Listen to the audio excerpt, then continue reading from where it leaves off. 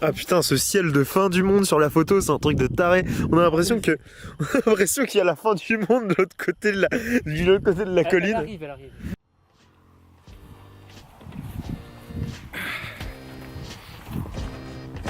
Yo, salut à tous et bienvenue dans cette nouvelle sortie spatiale. Donc là on vient de ramener le matériel sur le spot, va falloir qu'on monte tout ça et après on va pouvoir dire ce qu'on va faire pendant cette sortie spatiale. C'est parti.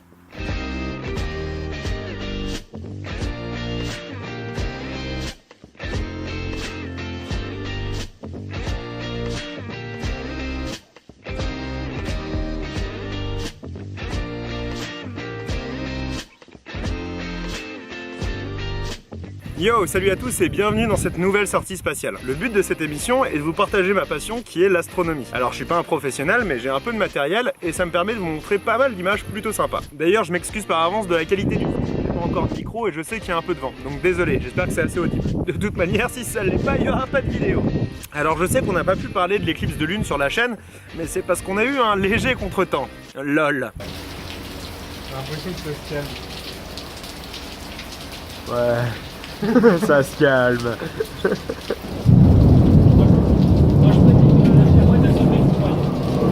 Néanmoins ce soir on est de sortie parce qu'on a un beau ciel et on compte faire un truc de plutôt spécial ce soir. Alors je me mets comme ça pour me mettre à l'abri du vent, mais du coup qu'est-ce qu'on va faire ce soir ?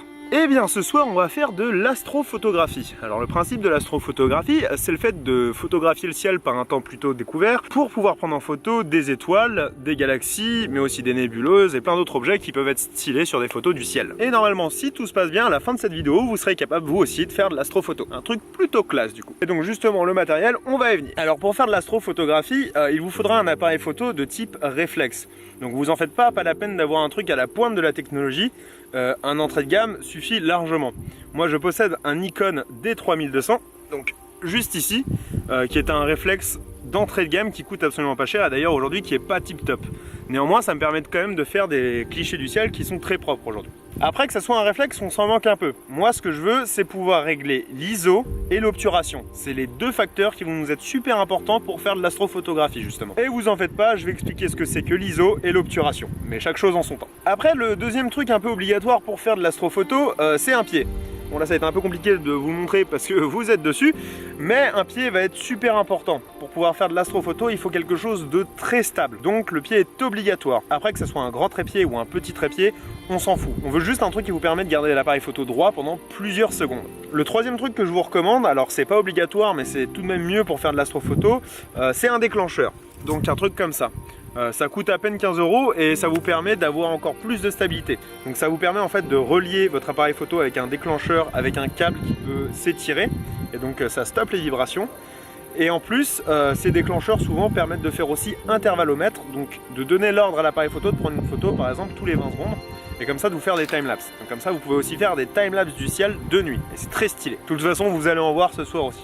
Bon maintenant qu'on a parlé du matos, on va pouvoir se mettre en position petite vieille pour parler de la météo. Il fait pas très beau aujourd'hui. Hein. Alors quand vous faites de l'astrophoto, il faut qu'il y ait plusieurs éléments qui coïncident d'un point de vue météo. Déjà il vous faut un ciel nickel chrome, sans un nuage. Pas comme ici. Le deuxième truc, c'est d'aller loin, le plus loin possible des villes et des villages.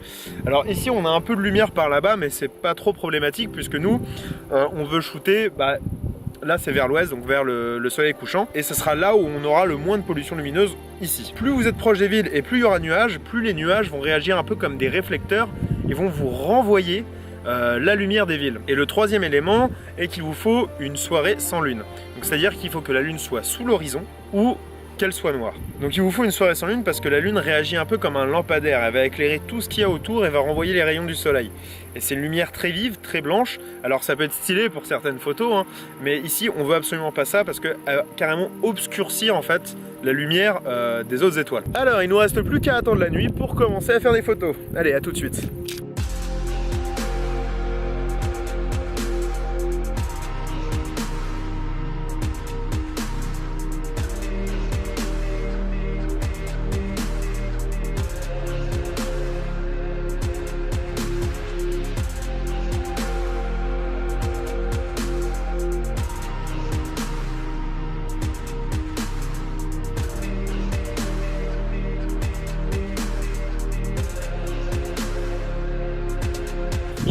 Du coup on se retrouve un peu plus tard et on va pouvoir commencer à faire de l'astrophoto.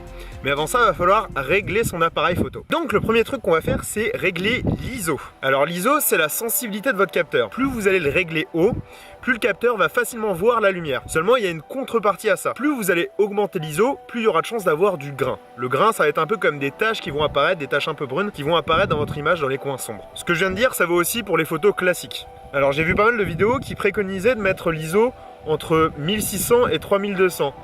Moi je dirais plus que ça dépend de votre appareil photo et ça dépend aussi de la pollution lumineuse que vous avez. En fait plus votre pollution lumineuse va être forte, plus votre photo va tirer vers les bruns. Et justement, il va falloir diminuer l'ISO pour éviter que ça tire trop vers le brun justement, parce que le grain va souvent être brun. Moi, comme ici, je suis dans une zone qui est très polluée et que mon appareil est pas tip top, je dépasse rarement les 800 d'ISO. Et vous allez voir que les résultats sont plutôt pas mal. Moi, de toute manière, je vous conseille de plutôt jouer avec les réglages pour voir quel est le meilleur selon votre terrain et votre appareil. Après ça, on va toucher au réglage de l'obturation, qui est noté sur votre écran en fractions de seconde. Alors, vous savez, quand on appuie sur un appareil photo, ça fait clic et ensuite clac. Et bien justement, l'obturation, c'est le temps qu'il y a entre le clic et le clac.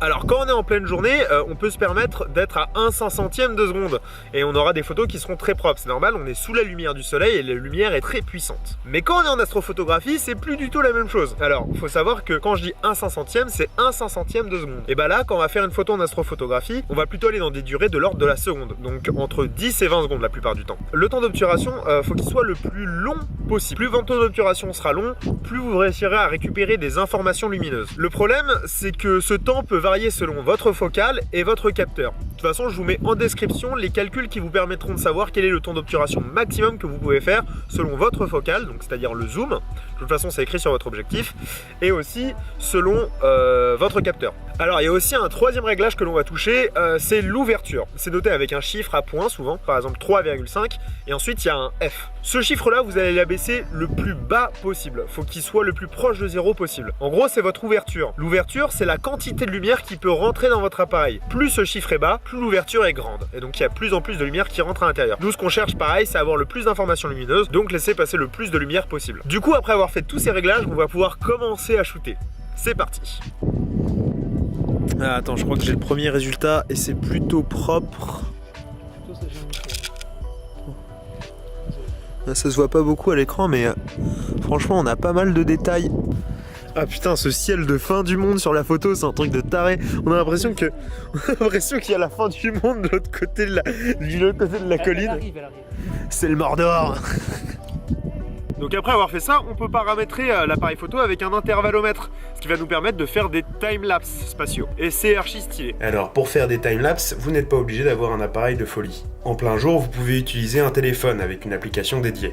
J'ai vu aussi que les GoPro les plus récentes proposaient un mode timelapse de nuit. Et c'est très bien pour débuter l'astrophotographie. Surtout qu'avec le fisheye, vous pourrez prendre beaucoup d'étoiles. Bon, vous pouvez voir que sur ces photos, c'est stylé, mais on voit pas la Voie lactée. Et le problème, c'est la pollution lumineuse. Ici, on est trop proche des villes pour voir la Voie lactée. Mais vous en faites pas, je vais pas vous laisser comme ça. Voici quelques clichés que j'ai pu prendre en vacances.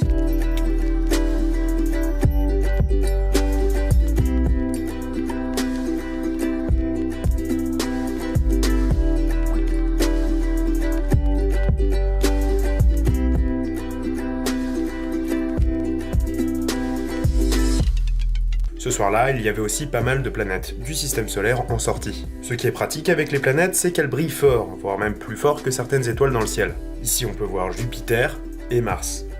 D'ailleurs, si en ce moment vous sortez et que vous voyez dans le ciel une étoile qui brille bien rouge, c'est probablement Mars. Elle est en ce moment très proche de la Terre, enfin, plus proche que d'habitude. Peut-être que certains s'en sont rendus compte sur ces photos, mais on ne voit pas que des étoiles. On peut voir passer des avions, mais ça c'est pas trop un problème, ça rend même l'image plutôt jolie. On peut aussi voir des étoiles filantes, mais on peut aussi voir des galaxies. La tache laiteuse que vous pouvez voir sur cette photo, en fait, c'est une galaxie. Ici, la galaxie que l'on peut voir est la galaxie d'Andromède. Et cette galaxie est actuellement en train de nous foncer dessus. En réalité, on s'attire l'une vers l'autre, et les deux galaxies ont prévu de rentrer en collision. Mais n'ayez crainte, le rendez-vous entre les deux géantes n'aura lieu que dans 4 milliards d'années. Et si vous avez peur pour votre future descendance, il n'y a pas de quoi.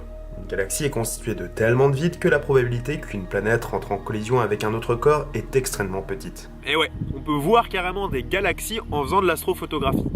Et c'est assez normal en fait. Dans notre ciel, ces galaxies sont gigantesques. C'est juste qu'elles ne dégagent pas assez de lumière pour qu'on puisse les voir.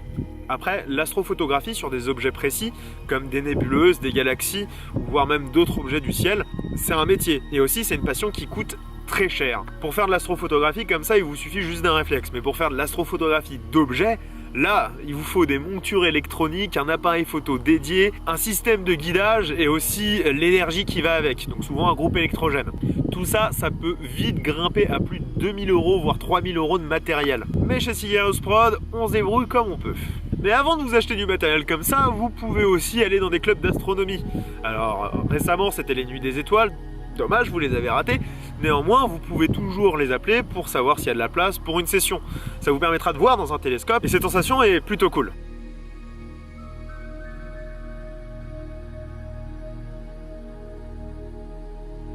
Voilà, cet épisode est à présent fini et j'espère qu'il vous aura plu. Bon là il est un peu tard, on est un peu fatigué, mais en tout cas ça m'a fait énormément plaisir de le faire et j'espère que ça t'a plu toi aussi Maxime. Oui, ça m'a plu. Putain, un peu plus de joie la prochaine fois. En tout cas, n'hésitez pas à poser vos questions dans les commentaires, ça me fait hyper plaisir d'y répondre. Abonnez-vous et likez, ça me fait hyper plaisir. C'était Cigarios et je vous dis à plus.